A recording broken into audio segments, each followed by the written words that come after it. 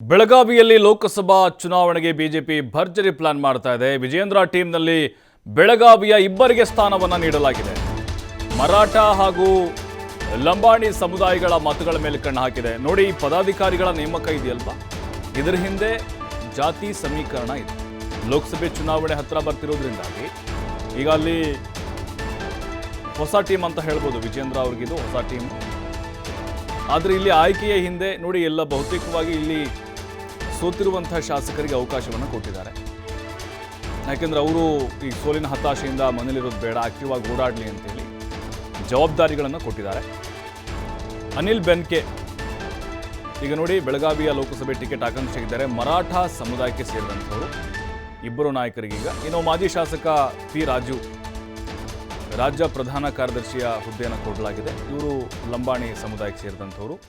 ಕುಡ್ಚಿಯ MLA ಆಗಿದ್ದರು, but ಸೋತರು 23 ಚುನಾವಣೆಯಲ್ಲಿ. ನೋಡಿ, ಬೆಳಗಾವಿಯ ಜಿಲ್ಲೆಯ 2 ಸಮುದಾಯಗಳನ್ನು ಟಾರ್ಗೆಟ್ ಮಾಡಿಕೊಂಡು ಇಬ್ಬರಿಗೆ ಅವಕಾಶವನ್ನು ಮಾಡಿಕೊಡಲಾಗಿದೆ. ಈಗ ಅನಿಲ್ ಬೆನಕೆ ಕೂಡ ಅವರು ಸೋತರು, ಈಗ ಅವರು ಆಕಾಂಕ್ಷಿಯಾಗಿದ್ದಾರೆ. ಪಿ ರಾಜು ಲಂಬಾಣಿ ಸಮುದಾಯಕ್ಕೆ ಸೇರಿದಂಥವರು, ಉತ್ತಮ ವಾಗ್ಮಿ ಕೂಡ ಹೌದು. ಅವರು ಕ್ಷೇತ್ರವನ್ನು ಸಂಚಾರ ಮಾಡಿ ಸಂಘಟನೆಯನ್ನು ಮಾಡ್ತಾರೆ ಅಂಥೇಳಿ BJP ಹೈಕಮಾಂಡ್ ಲೆಕ್ಕಾಚಾರವನ್ನು ಹಾಕ್ಕೊಂಡಿದೆ. ಹಾಗಾಗಿಯೇ ಈಗ ನೋಡಿ, ಈ ಹಿಂದೆನೂ ಕೂಡ ಸಾಕಷ್ಟು ರೀತಿಯಾದಂತಹ ಸರ್ಜರಿಗಳನ್ನು ಮಾಡಲಾಗಿತ್ತು BJPಗೆ. ಆದರೆ ಈಗ ಹೊಸ ಟೀಮ್ ಒಂದು ರೆಡಿಯಾಗಿದೆ. ಇವರು ಯಾವ ರೀತಿಯಾಗಿ ಲೋಕಸಭಾ ಚುನಾವಣೆಗೆ ರೆಡಿ ಆಗ್ತಾರೆ ಅನ್ನುವಂಥದ್ದು ಬಹಳ ಕುತೂಹಲ ಇದೆ. ಯಾಕಂತಂದರೆ ಇಬ್ಬರೂ ಕೂಡ ವಿಜೇಂದ್ರ ಅವರಿಗೆ ಆಪ್ತರಾಗಿದ್ರು ಅಂತಾರೆ. ಅಂದರೆ ಯಡಿಯೂರಪ್ಪನವ್ರಿಗೆ ಬಹಳ ಕೂಡ ಒಡನಾಟವನ್ನು ಹೊಂದಿರುವಂಥವರು. ಇವರ ಆಯ್ಕೆ ಹಿಂದೆ ಸಮುದಾಯದ ಲೆಕ್ಕಾಚಾರ ಅಂತೂ ಕೂಡ ಇದೆ.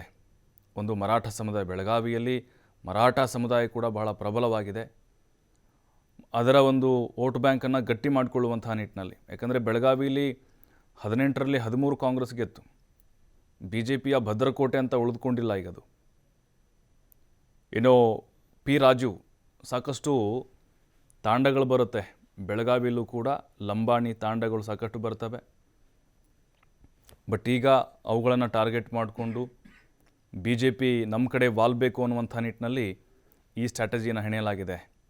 ನಿರೀಕ್ಷಿತ ಪ್ರಮಾಣದಲ್ಲಿ BJPಯವರಿಗೆ ಸ್ಥಾನಗಳು ಬಂದಿಲ್ಲ. ಬೆಳಗಾವಿಯಲ್ಲಿ ನಾವು ನೋಡೋದಾದರೆ ನೋಡಿ, ಕುಡ್ಚಿ ಪಿ ರಾಜೀವ್ನೇ ಸೋಲಿಸ್ಬಿಟ್ರು ಜನ ಅಲ್ಲಿ.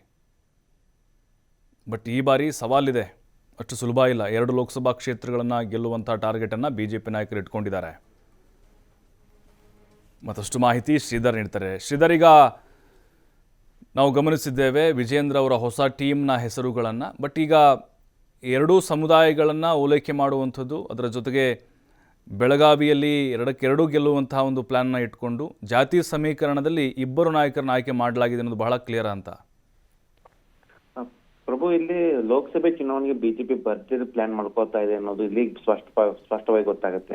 ಯಾಕಂದ್ರೆ ಬೆಳಗಾವಿ ಜಿಲ್ಲೆ ಇಬ್ಬರು ನಾಯಕರಿಗೆ ಏನು BJP ರಾಜ್ಯಾಧ್ಯಕ್ಷರಾದ ವಿಜೇಂದ್ರ ಅವರ ಟೀಮ್ ನಲ್ಲಿ ಸ್ಥಾನ ಸಿಕ್ಕಿರ್ತಕ್ಕಂಥದ್ದು. ಇಲ್ಲಿ ಒಂದೇ ಕಲ್ಲಿಗೆ 3 ಹಕ್ಕಿ ನೋಡುವಂತ ಪ್ರಯತ್ನ ಇಲ್ಲಿ ಪ್ರಮುಖವಾಗಿ ಮಾಡ್ತಾ ಇದ್ದಾರೆ. ಒಂದು ಏನು ಸಮುದಾಯಗಳನ್ನ ಅದನ್ನ ಸೆಳೆಯುವಂತ ನಿಟ್ಟಿನಲ್ಲಿ, ಕಳೆದ ವಿಧಾನಸಭಾ ಚುನಾವಣೆಯಲ್ಲಿ ಏನು ಅನಿಲ್ ಬೆನ್ಕೆ ಹಾಲಿ ಶಾಸಕರಿದ್ರು ಕೂಡ ಅವರಿಗೆ ಟಿಕೆಟ್ ಕೈ ತಪ್ಪುತ್ತೆ, ಅವರಿಗೆ ಆ ಟಿಕೆಟ್ ಅನ್ನು ನೀಡೋದಿಲ್ಲ.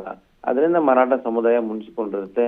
ಜೊತೆಗೆ ಪಿ ರಾಜು ಉತ್ತಮ ವಾಗ್ಮಿ ಆದ್ರೂ ಕೂಡ ಆ ಲಂಬಾಣಿ ಸಮುದಾಯವನ್ನು ಪ್ರತಿನಿಧಿಸ್ತಾರೆ, ಅವರು ಕೂಡ ಸೋಲಾಗುತ್ತೆ. ಹೀಗಾಗಿ ಇವರಿಬ್ಬರನ್ನು ಕೂಡ ಏನು ಲಂಬಾಣಿ ಮತ್ತು ಮರಾಠ ಮತಗಳಿಂದಾವೆ. ಈ ಉತ್ತರ ಕರ್ನಾಟಕ ಆಗಿರ್ಬೋದು, ಬಹಳ ಪ್ರಮುಖವಾದಂತ ನಿರ್ಣಾಯಕ ಪಾತ್ರ ನಿರ್ವಹಿಸುವಂತ ಮತಗಳಿರ್ತಕ್ಕಂಥದ್ದು. ಹೀಗಾಗಿ 2 ಸಮುದಾಯವನ್ನ ಹಿಡಿದಿಟ್ಟುಕೊಳ್ಳುವುದು ಮತ್ತು ಅದನ್ನ ಲೋಕಸಭೆ ಚುನಾವಣೆಯಲ್ಲಿ ಮತಗಳಾಗಿ ಪರಿವರ್ತನೆ ಮಾಡುವಂತ ಒಂದು ಲೆಕ್ಕಾಚಾರ ಅಂದ್ರೆ.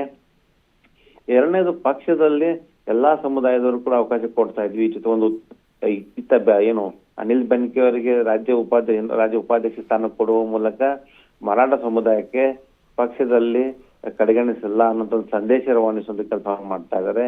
ಆ ಕಡೆ ಪಿ ರಾಜು ಅವ್ರನ್ನ ಏನು ರಾಜ್ಯ ಪ್ರಧಾನ ಕಾರ್ಯದರ್ಶಿ ಮಾಡುವ ಮೂಲಕ ಏನು ಪ್ರಬಲ ಹಿಂದುತ್ವವನ್ನ ಪ್ರತಿಪಾದಿಸೋದಕ್ಕೆ ಪಿ ರಾಜು ಅವರನ್ನ ಅಲ್ಲಿ ಬಳಸ್ಕೊಳ್ತಾ ಇದ್ದಾರೆ. ಸಂಘಟನಾತ್ಮಕವಾಗಿ ಅವರನ್ನು ಕೂಡ ಬಳಸ್ಕೊಳ್ತಾ ಇರ್ತಕ್ಕಂಥ ಬಹಳ ಸ್ಪಷ್ಟವಾಗಿ ಗೊತ್ತಾಗುತ್ತೆ. ಅದರ ಜೊತೆಗೆ ಏನಂದ್ರೆ, ಯಾರೆಲ್ಲ ಪಕ್ಷಕ್ಕಾಗಿ ನಿಷ್ಠಾವಂತರ ಕೆಲಸ ಮಾಡ್ತಾ ಇದಾರೋ, ಯಾರು ಪಕ್ಷಕ್ಕಾಗಿ ಸೋತರು ಅಥವಾ ಹೈಕಮಾಂಡ್ ಟಿಕೆಟ್ ಕೊಡದಿದ್ರು ಕೂಡ ಪಕ್ಷಕ್ಕಾಗಿ ದುಡಿತಿದಾರೋ ಅಂತವರಿಗೆ ಪಕ್ಷ ಮತ್ತು ಪಕ್ಷದ ವರಿಷ್ಠರು ಕೈ ಬಿಡೋದಿಲ್ಲ. ಅವರನ್ನ ಕಾಲಕ್ಕೆ ತಕ್ಕಂತೆ ಪಕ್ಷದ ಸಂಘಟನೆ ಮತ್ತು ಮಹತ್ವ ಜವಾಬ್ದಾರಿ ಕೊಡ್ತಾರೆ ಅನ್ನುವಂತ ಸಂದೇಶವನ್ನು ರವಾನಿಸುವ ಕೆಲಸವನ್ನ ಇಲ್ಲಿ ಮಾಡುವಂತ ಪ್ರಯತ್ನ ಮಾಡ್ಲಾಗ್ತಾ ಇದೆ. ಅಂದ್ರೆ ಏನು ಪಕ್ಷದಲ್ಲಿ ಇರ್ತಕ್ಕಂಥ ಅಸಮಾಧಾನಗಳಿದಾವೆ, ಭಿನ್ನಮತ ಇದಾವೆಲ್ಲವೂ ಕೂಡ ಏನು ಹೋಗಲಾಡಿಸುವಂತ ಪ್ರಯತ್ನ ಈ ಒಂದು ಮೂಲಕ ಆಗ್ತಾ ಇದೆ ಅಂತ ಹೇಳ್ಬೋದು. ಅದ್ರ ಜೊತೆಗೆ ಇಲ್ಲಿ ಒಂದು ಪ್ರಮುಖವಾಗಿ ಬೆಳಗಾವಿ ಲೋಕಸಭೆಗೆ ಏನು ಮಾಜಿ ಶಾಸಕ ಅನಿಲ್ ಬೆನ್ಕೆ ಕೂಡ ಟಿಕೆಟ್ ಆಕಾಂಕ್ಷಿ ಆಗಿದ್ರು. ಯಾಕಂದ್ರೆ ಇಲ್ಲಿ ಮರಾಠ ಮತ್ತು ಲಿಂಗಾಯತ್ ಎರಡೂ ಸಮುದಾಯಗಳ ಕಾಂಬಿನೇಷನ್ ಇರುತ್ತೆ. ಇದು ಬಿಜೆಪಿಗೆ ವರದಾನ ಆಗ್ತಾ ಬಂದಿದೆ. ಸತತ 2004ರಿಂದ ಇಲ್ಲಿವರೆಗೂ ಕೂಡ ಇಲ್ಲಿ ಬಿಜೆಪಿ ಗೆಲ್ಲಬೇಕಂದ್ರೆ ಇದೇ ಜಾತಿ ಲೆಕ್ಕಾಚಾರದ ಕಾಂಬಿನೇಷನ್ ಅಲ್ಲಿ ವರ್ಕೌಟ್ ಆಗ್ತಾ ಇತ್ತು. ಹೀಗಾಗಿ ಮತ್ತೆ ಆ ಕ್ಷೇತ್ರನ ಹಿಡಿದಿಟ್ಕೊಳ್ಬೇಕು ಮತ್ತು ಅನಿಲ್ ಬೆನ್ಕೆ ಒಂದ್ ವೇಳೆ ಏನಾದ್ರು ಹೈಕಮಾಂಡ್ ಅನಿಲ್ ಬೆನ್ಕೆ ಟಿಕೆಟ್ ಕೊಡ್ತಿದ್ರು ಕೂಡ ಮರಾಠ ಸಮುದಾಯದಲ್ಲಿ ಆ ಒಂದು ಟಿಕೆಟ್ ಸಿಕ್ಕಿಲ್ಲ ಅನ್ನುವಂತ ಒಂದು ಏನು ನೋವಾಗಿರ್ಬೋದು ಅಥವಾ ಅಸಮಾಧಾನ ಉಲ್ಬಣಿಸಬಾರದು. ಪಕ್ಷದ ರಾಜ್ಯ ಉಪಾಧ್ಯಕ್ಷ ಸ್ಥಾನ ಕೊಟ್ಟಿರ್ತಕ್ಕಂಥ ಹಿನ್ನೆಲೆಯಲ್ಲಿ ಆ ಒಂದು ಲೆಕ್ಕಾಚಾರ ಕೂಡ ಸ್ಟ್ರಾಟಜಿ ಕೂಡ ಇದ್ರಲ್ಲಿ ಅಡಗಿದೆ ಅಂತ ಮಾತನ್ನು ಕೂಡ ಹೇಳಲಾಗ್ತಾ ಇದೆ. ಆದ್ರೂ ಕೂಡ ಏನು ವಿಜಯೇಂದ್ರ ಟೀಮ್ ನಲ್ಲಿ ಬೆಳಗಾವಿ ಇಬ್ಬರು ಮಾಜಿ ಶಾಸಕರಿಗೆ ಪ್ರಮುಖ ಸ್ಥಾನ ಸಿಕ್ಕಿರ್ತಕ್ಕಂಥದ್ದು ಮಹತ್ವದ ಜವಾಬ್ದಾರಿ ಮೂಲಕ ಪಕ್ಷ ಸಂಘಟನೆಗೆ ಈಗ ಬಿಜೆಪಿ ಮುಂದಾಗ್ತಾ ಇದೆ.